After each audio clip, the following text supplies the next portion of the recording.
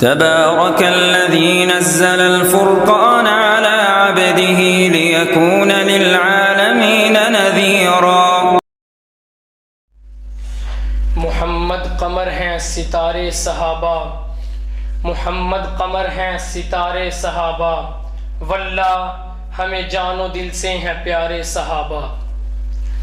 جناب صدر، علی وقار سامعین اور معزز اساتذہ کرام، آج میں آپ سب حضرات کے سامنے دفاع صحابہ کی اہمیت اور ضرورت کے عنوان پر کچھ معروضات پیش کرنا چاہتا ہوں۔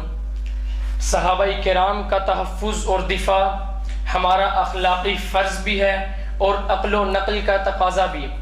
ہمارا اخلاقی فرض اس لیے ہے کہ صحابہ کرام ہمارے محسن ہیں، اور مسلمان کا فرض ہے کہ اپنے محسن کا دفاع کرے، اور عقل کا تقاضا اس لیے ہے کہ صحابہ کرام کا تحفظ اور دفاع نہ صرف صحابہ کرام کا تحفظ اور دفاع ہے، بلکہ دفاع صحابہ میں ہر انسان کا ذاتی اور شخصی دفاع ہے۔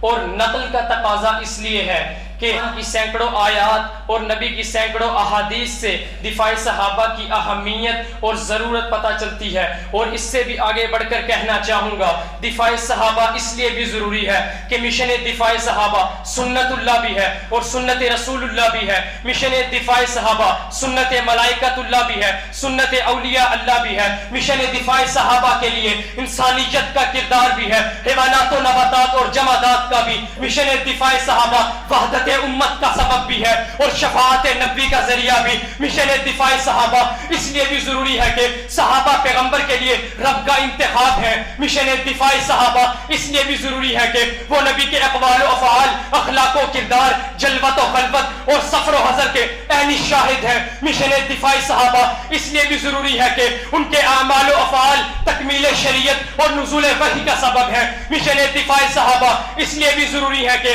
ان کے معمول کے کام تو امت کے لیے ہدایت کا سبب ہے ہی ہے، ان کے خلاف معمول کام بھی امت کے لیے سہولت اور آسانی کا باعث ہے۔ مشن دفاع صحابہ اس لیے بھی ضروری ہے کہ ان کی حیات طیبہ میں امت کے لیے گھریلو مسائل، ملکی مسائل، عالمی مسائل، غرض ہر قسم کے مسائل کا حل موجود ہے۔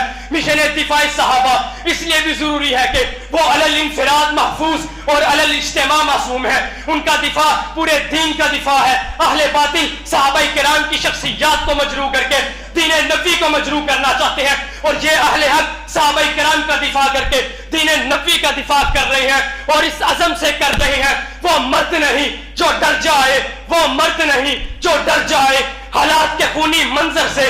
جس دور میں جینا مشکل ہے اس دور میں جینا لازم ہے۔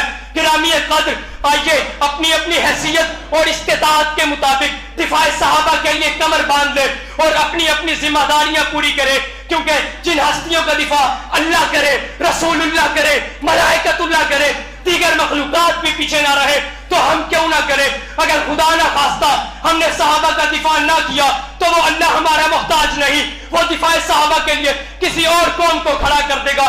اگر کسی بھی قوم نے دفاع صحابہ نہ کیا تو وہ جانوروں سے دفاع صحابہ کا کام لے گا، کیونکہ وہ قادر ہے، اور یہ اس اللہ کا ہم پر فضل ہے کہ اس مقدس اور عظیم کام کے لیے ہمیں قبول کیا۔ دفاع صحابہ کا کام ہمارا نہیں، ہم اس کے محتاج ہیں۔ آئیے صحابہ کے تقدس کے لیے، صحابہ کی منقبت کے لیے، صحابہ کی مد و دفاع کے لیے اپنا اپنا علمی کردار ادا کیجئے، اور یہ عزم لے کر میدان میں نکلیے کہ اٹھ شہر مجاہد ہوش میں آ، اٹھ شہر مجاہد ہوش میں آ، تعمیر خلافت پیدا کر، کیوں فرقے فرقے ہوتا ہے، اب ایک جماعت کو پیدا کر تو بھی ترقی دنیا میں، اسباب تجارت پیدا کر، قارون کی دولت ٹھکرا دے، عثمان کی دولت پیدا کر، اسلام قدم تو بڑھتا ہے، کفار سے پھر کیوں ڈرتا ہے، یا تو اسلام کا نام نہ لے یا شوق شہادت پیدا کر، اور دل سے کہہ کے آ، گھبرائے نہ، حالات بدلنے والے ہیں، جو کانٹے بن کر آئے تھے وہ لمحے ٹلنے والے ہیں، مظلوموں کی ان آہوں نے اب شعلوں کی ردائیں پہنی ہیں، یہ جال کفس سجادوں کے اب سڑنے گلنے والے ہیں، ہمت نہیں طوفانوں میں جذبوں کو ہمارے چھین سکے، جتنا ہم سے الجھو گے ہم اور مچلنے والے ہیں۔ وآخر دعوانا ان الحمدللہ۔